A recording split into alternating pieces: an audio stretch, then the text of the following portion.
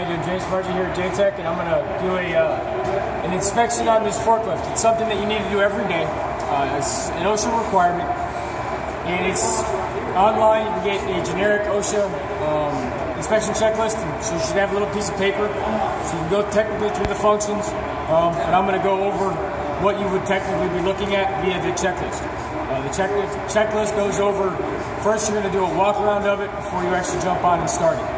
So usually you always want to start about the same spot, and you're going to start right around in this driver's station on the left-hand side of it. One of the first things you're going to be filling out and looking for is some of your header information, which on this one here is going to be your the model of the truck, the serial number of the truck, the hour meter, which is over here, tells you how long it's been from the last service, so you're going to want to annotate that, so that way you can keep track of your miles, your fuel level. That'll be one thing that'll go on the header information. Also your name, the date, so on and so forth, on who's doing the inspection and why you're doing it. So for here, first thing we're going to do is we're going to check out the frame body of it. So you're going to look at your overhead cage, checking to make sure this is secure, making sure there's overhead protection. We're going to go down, and from there we're going to check the seat. Seat still, oh, pad's bad. So need a new seat pad. Is that right there? Yes. Even though it's just a pad, could still cause injury. So that should be something that should be fixed. We're going to look at the functionality and secureness of the steering column, steering wheel, controls, making sure they're all there. Functioning controls of the pedals, so forth. Now I'm going to kind of start working my way around in front of it.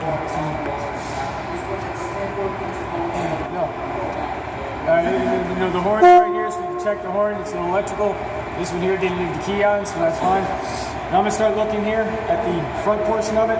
Here's one of your tilt cylinders. So you're going to inspect the lines in the cylinder, looking for any leaks, looking to make sure the rear pin is secured. So you're inspecting that. You're walking up, making sure there's nothing here damaged or looking to interfere with the operation of the cylinder. The front pin area, again, any of the lines, making sure there's no leaks. So there's one half, and now we're going to go forward, and then we'll go here, and then we'll start looking up about the rest of this. So you're going to make sure you're looking at your forks, a yearly inspection, or during your annual certification for a load testing of it. You probably want to measure the distance on your forks to see if they're bent this way, or tweaked this way, or bent any this way. But on a daily inspection, that isn't as important as on a yearly inspection. But on a daily inspection, you want to make sure it's secured, make sure the top clip, retainer, work, function, see if they slide, make sure they slide back and forth.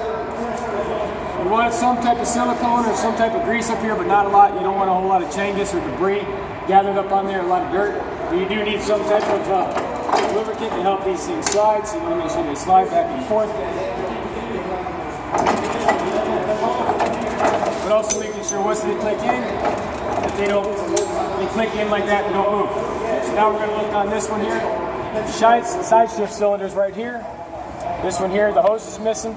But if it was hose that was connected, you're going to want to look for anything on here. But on your checklist, you'd want to annotate saying, hey, I don't have side shift capabilities.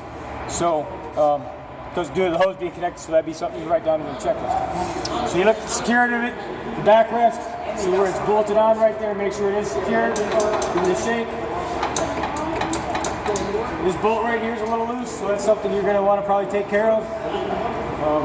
Get that one tightened down. Otherwise, just make sure it's that right there is part of the bearing movement inside the rail system. So now you're going to want to look up here at your mast. See the mast, make sure there's no weldment cracks. Make sure your bearings are free to move and that they're properly lubricated. These look a little on the dry side. Also, you got a bearing that runs right down in the middle. Here's your lift chain. The chain, this one here is starting to look a little on the dirty side. You don't want to use grease. You're going to want to use something a little bit as a lubricant, spray silicone, some type on that. So that way, again, it doesn't get a whole lot of dirt, debris, and changes to build up on there and prevent the movement. So you want to look at make sure the wheels are there, make sure there's no gap. Again, you have your lift cylinder. Looking for any cylinder leaks on that.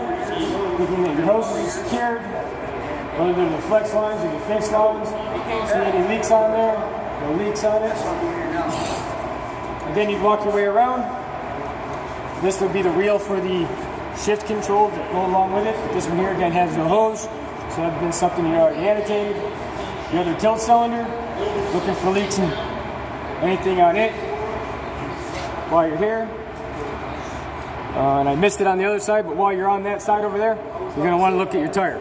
These tires here, they're solid rubber, so they're not going to have any air pressure, so you don't have to worry about that. But depending on the forklift, if it's an off-the-road forklift, it will have air pressure in it. It'll be an inflatable tire. These are solid rubber. You're going to make sure all the lugs are in place, bearing caps on there, there's no leaking fluid coming out of your differential. But on the same side on that, so you look at that tire while you're over there and over here. So that one is good. Also, you want to make sure to see how much tread's on it, see how bald it's going to get. Carry on. Walking past this. Here's a good spot. Lift up the driver's seat so we can check underneath here. All right, so you got a breather cap right here for your hydraulic reservoir, which is located right here. So you're going to want to check the fluid level. Keep this one up. Fluid level looks pretty good. It is located right there. And it is right halfway between the add and the full mark. Being it's nice and cold in here, that's in a good spot. Tighten that back down. Your engine oil is over there, so I'll catch it from over there. Something else you'd want to annotate is that this latch, the little cylinder there, doesn't hold. See, it falls off, so this is something that could be dangerous while I'm checking it. Check your air filter, your air cleaner is right here. Check your little indicator, see if it's ready for an air filter change, which it is not. Looking over your coolant hoses, air hoses, anything else on here, looking for any oil leaks, fuel leaks, exhaust leaks. Looking pretty good, except on this side. This is your brake. Make sure the brake's functioning, they're good. So now we're going to rotate back on through here. Again, same thing on this tire as on the front. Make sure that it's got a little bit of tread, or at least it's not too heavily worn. Any leaks on your hub, any excessive leaks, all your hoses are there, or your lug nuts are there. Your counterweight, here's your counterweight. See to make sure this isn't going to fall off, just in case you have a little toe strap. So there's a little toe stud. Your radiator is going to be right in through here, so all your air is going to go up from the motor for the cooling up through there and there with the exhaust. So in there, as you're looking at the muffler, and your radiator's right up in there. So you want to see if there's any debris. This right here needs to be all clear, so that way air can flow through to cool the motor. We're going to continue working our way around. Again, looking at this tire, make sure it's secured and it's in good shape. Here's the fuel tank, make sure the nozzle's there and it's good. The step here, so that way you can properly step up. You ain't got to jump too high. Since I was on this side now, come back in here, we'll check the engine oil. Engine oil is good. Again, looking on this side of the motor for any oil leaks, fuel leaks. Here's your battery. Make sure you're looking for any corrosion, tight connections, any wires. Coolant overflows good. There's your fuel. And the motor's a little on the dirty side, but good. And again, right in here, you're going to look and see if there's anything clogging up your radiator. This one here could probably use a pressure washing, but otherwise it's all right. It's still functioning as is. Now from here, we'll actually move up into some of the function stuff. Now here, this is an old diesel, so it's got a choke mechanism, and it's also got a fuel turn on, shut off. So for here, you want to push the fuel in, turn the key over to the left to make it the glow plugs work.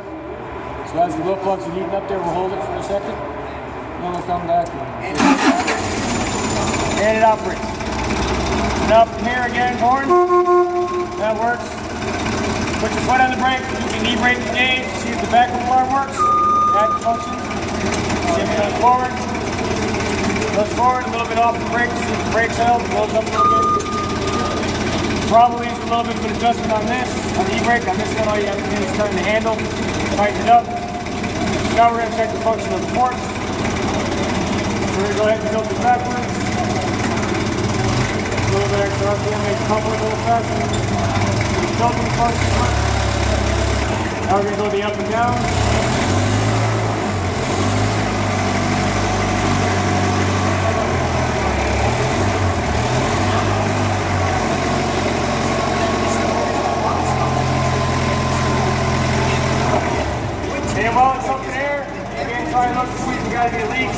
any issues or defects that might cause a problem prior to actually lifting the load. So we'll go ahead and lower it down, make sure it's clear personnel.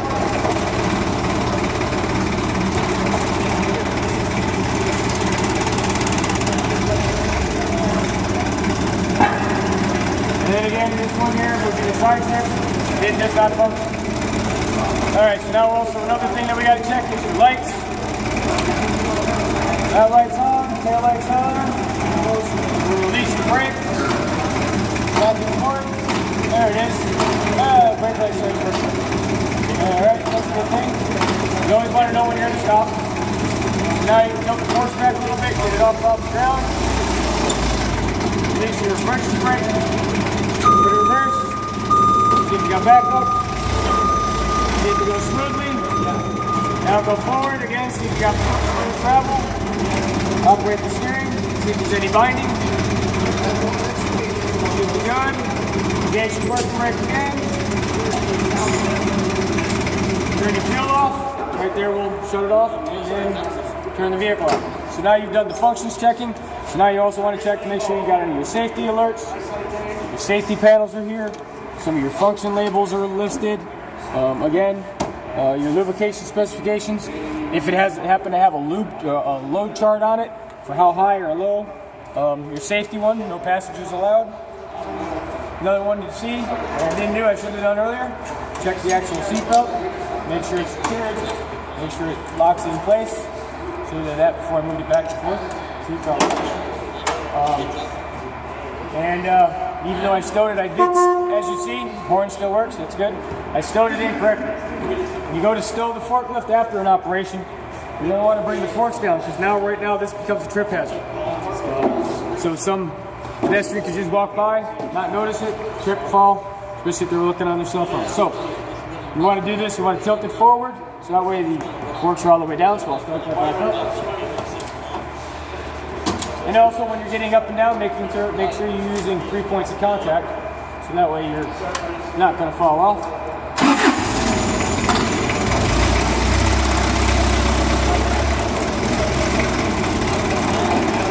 Alright, there.